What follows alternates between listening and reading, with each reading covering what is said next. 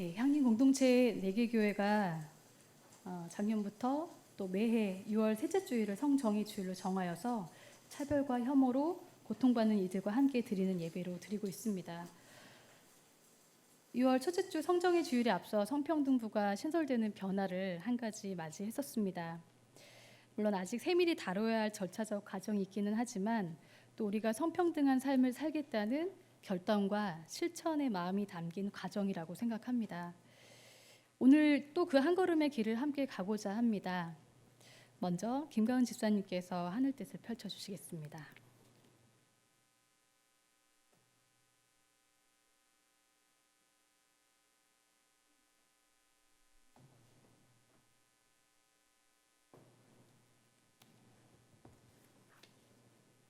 예, 안녕하세요. 제가 하늘 뜻 펴기는 처음이라서 어떤 이야기로 시작할지 이제 고민이 좀 많았습니다. 근데 저한테 이제 가장 익숙한 이야기를 하는 것이 편할 것 같아서 그것부터 시작해 보도록 하겠습니다. 아시는 분들도 있겠지만 저는 학교에서 한국 근현대사를 전공으로 하는 대학원생입니다. 석사 과정 때는 인물을 중심으로 한 독립운동사, 정치사를 했고요. 지금은 해방 후 기독교사, 개신교사를 하고 있습니다. 그래서 일단은 이 자리에서 옛날 이야기들을 조금 해보려고 합니다. 올해가 3.1운동 100주년이어서 올 초부터 기념 행사가 많았던 것을 아실 것입니다. 소위 민족대표 33인 중에서 개신교인의 비율이 매우 높았던 것도 아실 것이고요. 전국 각지에서 이제 만세 시위가 벌어졌을 때 기독교 학교 그리고 교회 등을 통해서 사람들이 모였습니다. 자연스레 시위꾼들 중에서도 개신교인들의 비율이 높았고요. 1930년대부터는 이제 친일로 얼룩지게 되기는 하지만 적어도 1920년대까지 개신교는 국내에서 독립운동의 핵심 세력이었다고 할 수 있습니다. 이 시기 기독교인의 시대적인 사명은 민족을 계몽시키고 부강하게 해서 독립을 쟁취하는 일이었던 것입니다. 해방 후 과제는 이제 새로운 국가를 건설하는 것이 되었습니다. 그리고 이에 동참하려는 의지와 열정이 기독교인들에게도 동일한 것이었습니다. 기독교적 건국론 같은 것이 형성되면서 기독교인 심지어 목사들 중에서도 정당을 만들거나 국회의원에 출마하거나 아니면은 정부 관료가 되는 경우가 많아졌습니다. 아니면은 청년단체를 조직해서 정치권과 접촉하는 경우도 있었고요. 이런 구체적인 방향은 사람마다 달랐지만 새로운 국가에 기독교인들이 어떤 역할을 해야 할 것인가 고민했던 그런 시기라고 볼 수 있습니다. 향림교회도 제가 알기로는 이러한 시기에 해방의 열기와 그리고 한국전쟁의 충격 속에서 탄생했다고 알고 있습니다. 그러나 이런 미군 정기나 남한 초대 정부인 이승만 정권기에 기독교는 굉장히 이제 정부와 결탁하면서 세간의 비판을 받게 됩니다. 장로교가 순식간에 4개의 교단으로 분리되는 교권 다툼 같은 것은 더 말할 것도 없고요. 다행히 이 시기에도 신앙의 순수성을 지키면서 보수파와 달리 연합 조직을 형성하고 활동의 영역을 넓혀가던 분들이 있었습니다. 김재준, 문익환, 김관석, 강원룡, 조양록, 김춘배, 오재식, 박형규 같이 우리가 잊기 않은 이름들입니다. 이들이 1960년대 후반부터 군부 독재의 한거에서 싸우고 산업선교회를 만들어서 노동 현장에서 노동자들과 함께하는 활동들을 하게 됩니다. 이 시기 기독교인의 사명은 진정한 민주시민이 되는 것이었습니다.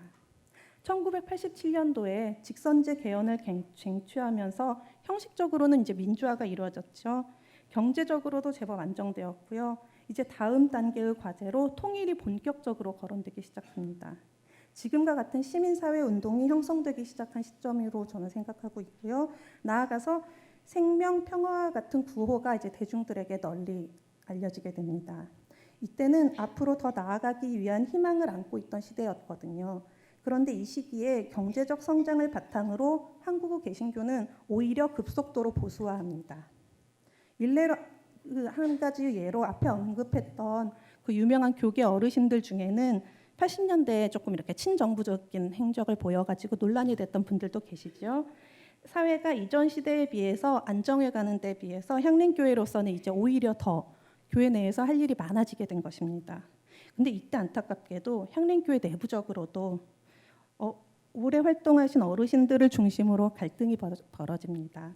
아시는 분들은 아시겠지만 이제 그 깊은 원인은 사실은 저는 이 까마득한 후배의 입장에서는 알 수 없는 일입니다. 그렇지만 그 시기에 교회 내외의 상황에 적응하지 못하고 다소 보수화될 수밖에 없었던 분들은 한계가 있다고 생각합니다. 갈등과 분열이 있고 연이어 홍근수 목사님은 1년 6개월을 옥바라지까지 맡은 향림교회는 이제 앞으로 교회가 어떤 방향으로 가야 할 것인가에 대한 경험과 방향성을 갖추게 됩니다. 이후로도 어려움이 없었던 것은 아니지만 우리 교회 갱신 선언에 천명된 대로 지금까지 향림교회는 사회 곳곳의 현장을 찾아가고 깃발을 드높이며 어려운 사람들과 함께 해왔습니다. 저도 교우 한 사람으로서 항상 그런 활동을 자랑스럽게 생각합니다. 그런데 이 시점에서 여태 제가 말씀드렸던 믿음의 선배들의 활동을 한번 들여다볼 필요가 있다고 생각합니다. 독립운동이 한창이던 시기에 식민지가 된 현실에 좌절하지 않고 만주나 상해로 가서 고생을 무릅쓰고 독립을 위해 헌신하신 분들의 이야기가 참으로 감동스럽습니다. 그런데 혹시 생각해 보신 적이 있는가요? 집안의 남성들이 전부 독립운동을 하겠다고 나서면 생계 유지는 전적으로 여성들의 몫이 됩니다. 여성들이 할 수 있는 경제적 활동은 기껏해야 길쌈 정도였던 그런 한계는 더 말할 것도 없고요. 함께 이제 중국으로 가서 독립운동가와 생활했던 여성들은 심지어 가족과 함께 오지 못하거나 아니면 아직 결혼하지 않고 싱글로 있는 남성들을 먹고 입고 자는 문제까지 해결해야 됐습니다. 이은숙, 정정아, 허은 같은 분들이 남긴 수기를 보면은 정말 눈물 없이 볼 수 없는 수준입니다. 이들의 조력이 없었다면 사실상 해외에서의 독립운동은 거의 불가능한 일이었을 것입니다. 실질적으로 1920년대 초반 이후로는 이제 본국이나 소련 정부 아니면 하와이 한인들의 독립자금 지원도 거의 없던 시절이었거든요. 정말로 부인들이 힘들게 생계를 위해서 노력해가지고 독립자금을 대고 생계를 유지하는 식으로 독립운동이 힘들게 지속되었던 것입니다. 그런데도 이분들에 대한 보훈처 서훈은 작년에서야 진행되었습니다. 그것도 이제 기존의 기준에서는 이분들의 활동을 독립운동이라고 인정조차 하지 않았다가 최근에 이제 피우진 보훈처장이 되면서 서훈 기준을 새롭게 하고 이분들이 국가적으로 독립운동으로 활동을 평가받을 수 있었던 것입니다. 경우가 좀 다르기는 하죠. 근데 일제강점기 독립운동가에 국한된 이야기일까요, 이것이? 제가 이제 전공이다 보니까 1950년대에서 한 70년대까지 활동했던 훌륭한 목사님들이 남긴 기록을 아주 많이 봅니다. 이분이 이제 평생을 활동가로서 나라와 민중과 교회를 위해서 노력해 오신 분들이라서 노년에 회고록을 남기시는 경우가 참 많습니다. 근데 이 회고에서 제가 공통적으로 찾아볼 수 있는 특징이 하나 있습니다. 바로 자신의 부인에 대한 미안함과 고마움을 표시한다는 것입니다. 바깥으로 나도느라 자기 자식 교육에 한번 참여해 본 적이 없다. 나의 아이들이 훌륭하게 잘 큰 것은 모두 아내의 공이다. 다 이런 식이더라고요. 뒤늦게 이제라도 잘해주겠다. 남은 세월은 아내와 함께 오붓하게 보내겠다. 이런 식으로 회고하시는 분은 좀 다행인 것 같고 그런 와중에 부인이 먼저 하늘나라로 떠난 분들은 그저 후회뿐이고 이렇게 여성들의 노력을 받아들이기만 했던 독립운동가 세대보다는 그래도 이분들이 조금 후세대라서 고마움을 표현할 줄은 아신다는 그런 생각은 했는데요. 그렇지만 세대가 달라졌거든요. 제가 말씀드린 이런 분들은 대부분 또 연애 결혼들 하세요. 그러니까 같이 활동하던 영향에서 동반자로 만나서 일생을 함께하고자 결심하며 결혼했음에도 불구하고 남성들이 훌륭한 일을 하는 동안 여성들은 생계를 꾸려나가면서 그 뒷바라지를 해야 했던 것입니다. 물론 그 와중에도 이제 두각을 드러내는 훌륭한 분들도 계세요. 그렇지만 대부분의 경우는 능력을 갖추고도 그 능력을 발휘할 기회를 갖지 못했습니다. 제가 옛날 이야기를 좀 많이 했죠. 근데 이게 무슨 상관이냐? 이제 시대가 달라졌지 않냐? 이런 생각이 드실 수도 있어요. 맞습니다. 시대가 달라졌습니다. 얼마나 달라졌냐 하면은 향린이 여태까지 중요하게 여겨왔던 노동, 통일, 평화, 생명 같은 이슈만 가지고는 이제 더 이상 앞으로 향할 수 없게 되었습니다. 아직 전부 유용한 가치이고 중요한 가치인데 왜 그것으로 제가 부족하다고 이야기하는 걸까요? 더 이상 배우자나 가족의 희생을 전제로 한 활동으로는 설득력과 지속성이 없어졌기 때문입니다. 또한 시대가 너무 빠르게 바뀌고 있기 때문이기도 하고요. 기독교의 이름으로 예수 이름으로 행해지는 죄악이 너무나도 많아졌기 때문입니다. 지난 6월 1일에는 서울 퀴어문화 축제가 있었습니다. 이날은 1년에 하루 서울과 수도권의 성소수자들이 모여서 자신을 당당하게 드러내고 서로 존재를 확인하며 이 세상에 혼자가 아님을 확인하는 즐거운 축제의 날입니다. 그러나 올해도 어김없이 건너편 길목에서 행진로 주변에서 예수 이름으로 사랑이 아닌 혐오 표현을 하는 자들이 있었습니다. 그나마 다행인 것은 기세등등한 예년에 비해서 목소리가 조금 한풀 꺾였다는 점입니다. 또 퀴어 문화축제 행사장 안에서 성소수자와 함께하기로 결심하고 동참하는 무지개 교회가 늘어나고 있다는 점입니다. 매년 전국의 퀴어 문화축제 현장마다 다니면서 예수 이름으로 혐오를 뿌리던 이들이 올해 많이 줄어든 것은 결코 저들이 잘못을 깨달아서가 아닙니다. 정치적인 상황에 따른 아주 일시적인 것입니다. 따라서 상황이 바뀌면은 또 얼마든지 혐오가 확장될 수 있다고 봅니다. 지금 대부분의 개신교는 혐오 언어를 먹고 성장하고 있기 때문입니다. 그렇기 때문에 더 늦기 전에 바로 지금이 우리가 마음 깊이 결단할 때입니다. 단순히 퀴어 문화축제에 향린의 깃발이 휘날리는 것으로 만족하신다면 교회가 나아갈 방향에 대해서 좀 더 생각해 볼 때인 것 같습니다. 많은 교우들이 티셔츠를 나눠 입고 깃발을 들고 프래카드를 들고 함께 뛰며 춤추며 기뻐했습니다. 그렇지만 축제 전체의 참가자 규모가 늘어난 것에 비해서 솔직히 말씀드리자면 올해 향린의 참여는 예년보다 좀 저조했습니다. 당일에 다른 집회도 있었고 행사들도 많고 하다 보니까 참여를 결정하기가 쉽지 않은 사정들이 있었던 것을 저도 잘 압니다. 또 많은 분들에게 퀴어 이슈는 아직 잘 알지도 못하고 아무래도 거리감이 느껴지고 적극 반대하지는 않겠지만 적극 활동하기에는 어색함과 어려움이 있는 것도 사실입니다. 쉬운 길이라고 제가 말씀드릴 수는 없어요. 그렇지만 지난 70여년간 향린의 발걸음이 결코 쉽지 않은 일들을 험난한 길을 예수 정신을 떠올리면서 감내해왔음을 기억하신다면 어려움을 핑계로 더 이상 미루지 마십시오. 이제 혐오 언어에 적극 대응해야 합니다. 저 직업별 성범죄자 1순위가 성직자라고 하는 말이 있을 정도로 교회가 여성에게 안전하지 않은 공간이 되어버렸고 피해자가 힘들게 사건을 공론화시켜도 솜방망이 처분 일색인 교계 뉴스를 보면서 혀를 차신 경험들이 있을 거라고 생각합니다. 다행히 그나마 최근에는 한신대 교수 박경철 성폭력 사건이 한신대에서는 파면 처분을, 해당 노회에서는 면직 처분을 받은 것은 그래도 정의로운 해결을 위해 노력하는 많은 사람들이 있었기 때문에 발생한 작은 변화입니다. 거기서 희망을 봅니다. 이것이 우리가 나아가야 할 방향입니다. 성폭력 사건의 정의로운 해결은 교회가 이 나라 기독교가 고작해야 정상화되어가는 아주 작은 시작일 뿐입니다. 이제 한층 더 나아가 교회 내에서도 만연한 불평등한 문화를 없애도록 일상의 작은 부분부터 돌아보고 또 노력해야 할 것입니다. 향린 교우 여러분은 성서의 문자 그대로 1.1획도 비판할 수 없다고 하는 보수적인 입장에 반대하고 역사 비평의 성서 해석이 필요하다고 생각하는 사람들입니다. 이는 곧 우리가 추구해야 할 방향도 시대에 따라 달라져야 함을 의미합니다. 100년 전에는 민족의 독립이었습니다. 80년 전에는 민족국가의 수립이었습니다. 40년 전에는 민주화였습니다. 노동운동이고 통일운동이었습니다. 그리고 지금은 모든 구성원이 안전하고 동등하게 살아갈 수 있는 작지만 중요한 변화, 바로 성평등입니다. 이것이 낮은 자리에서 우리와 같이 가장 낮은 자들과 함께 하신 예수님의 가르침이고 제자된 우리가 따라야 할 가장 중요한 가치입니다.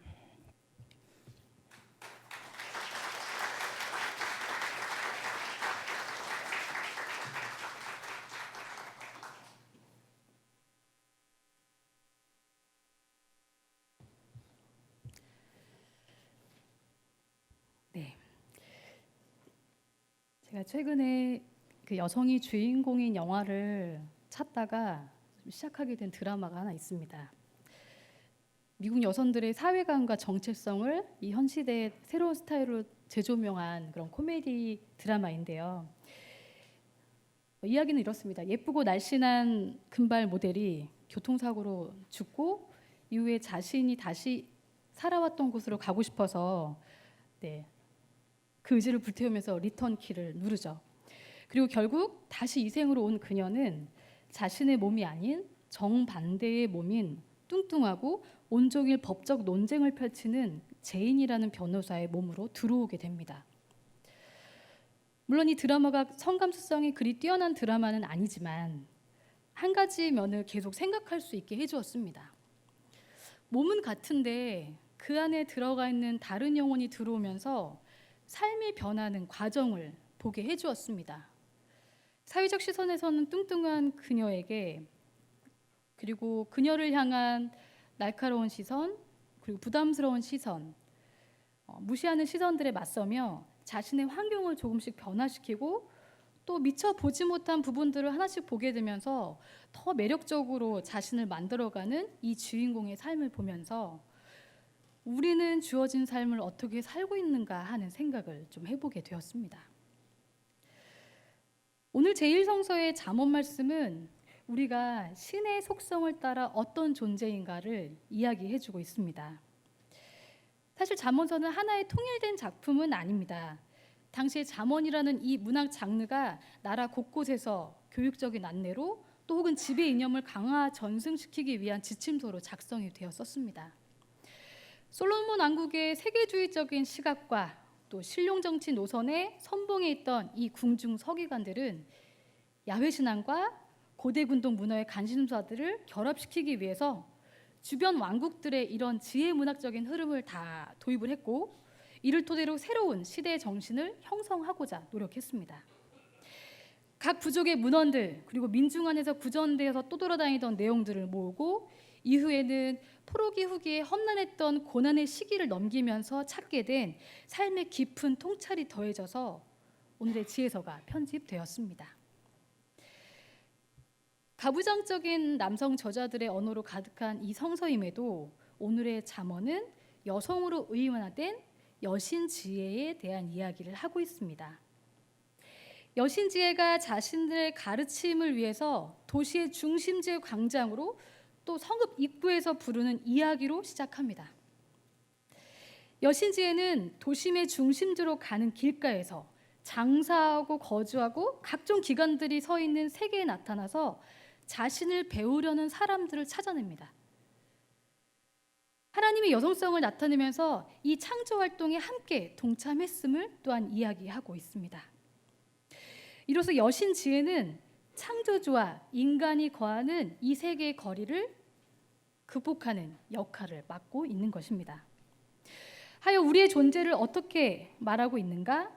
바로 창조주 앞에서 여신지혜가 기뻐 춤추듯 했던 존재, 그리고 사람들과 같이 있는 것이 기뻐서 그가 만든 땅에서 뛰놀았던 존재임을 이야기하고 있습니다. 오늘 요한복음은 예수의 처형 이야기를 향해 가는 이 암울한 고통, 공포 속에서 그들 공동체가 어떻게 살아가기를 결정했는지를 보여줍니다. 당시 디아스포라 유대사회의 회당들은 로마 제국의 지방 권력과 이 권력 연합을 이루고 있었는데 회당 외부로 추방된 이들은 그 지역사회 외부로 밀려난 이들이 되어버렸습니다. 이렇게 밀려난 요한 공동체는 회당에서 재산이나 자격을 박탈당하고 배제되고 폭력을 당했죠. 세상으로부터도 온갖 협오의 대상이 되어서 죽음에 이르게 될 만큼의 좌절을 겪는 그들의 삶 속에서 주의 제자들이 선택한 그 길은 바로 세상을 이기는 법인 서로 사랑하기를 선택했습니다. 보냄받은 존재로 이 세상에 속해 있으면서 세상을 거스르는 법으로서의 바로 아래로부터의 사랑을 겹겹이 쌓아갔던 것입니다. 정의로운 사랑을 실천하는 가운데 거룩한 영을 체험하고 변화해간 그들의 삶을 들여다봅니다.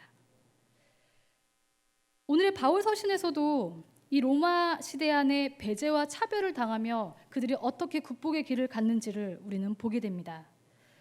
초기 기독교인들이 당시에 소수자로서 당해야 했던 고난 속에서 그들이 고통당하면서도 기뻐할 수 있는 힘을 어디에서 찾았는가? 바로 성령께서 그들의 마음속에 하나님의 사랑을 부어주셨기에 비겁함에서 용기로, 슬픔에서 위로로, 절망에서 희망으로 건널 수 있었다고 고백합니다. 성정의주일인 오늘은 교회력으로는 성령 강림 후 첫째 주일이고 또 성삼위일체 주일이기도 합니다. 성령 강림 다음 주일을 정하여서 지내고 있는데요. 성삼위일체이신 하나님에 대한 신앙 고백으로 아마 로마 전례력으로 들어온 것은 14세기 정도 때로 보고 있습니다. 삼위일체 하나님을 믿는다는 것은 우리가 믿는 하나님과 예수에게 나타난 하나님과 그리고 이 세계를 지어간다고 고백되어진 하나님을 우리가 믿고 간다는 고백입니다. 그러나 이런 가슴 뛰는 신앙의 삶이 없이 조직 체계로만 남아있을 때 아마도 우리는 공허할 것입니다. 성부, 성자, 성령이라는 정말 수세기 동안 쓰여져 온 가부장적인 이 언어 체계, 그것이 교리로만으로 머물러 있는 동안 우리는 그 폭력성을 보았고 종교적인 독단을 경험하기도 했습니다.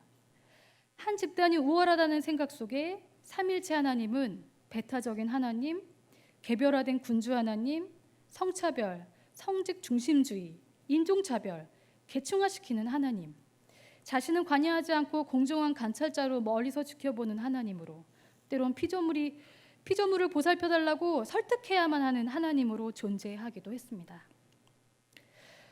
우리는 이제 하나님을 다시 보기가 좀 필요하겠습니다. 하나님은 사랑이시며 삼중의 관계 속에서 세상에 관여하신 분이심을 우리는 보아야 하겠습니다.